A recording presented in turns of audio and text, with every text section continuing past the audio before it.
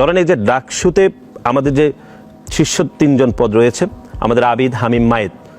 এই ৫ জনকে, এই ৩ জনকে গণমাধ্যমের সকল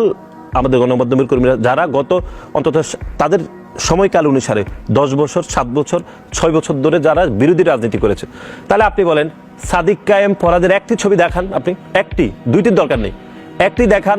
যে যারা খুনি হাসিনার বিরুদ্ধে আন্দোলন করেছেন, একটি ছবি, দুইটির দরকার নেই। আমাদের তো আবিদের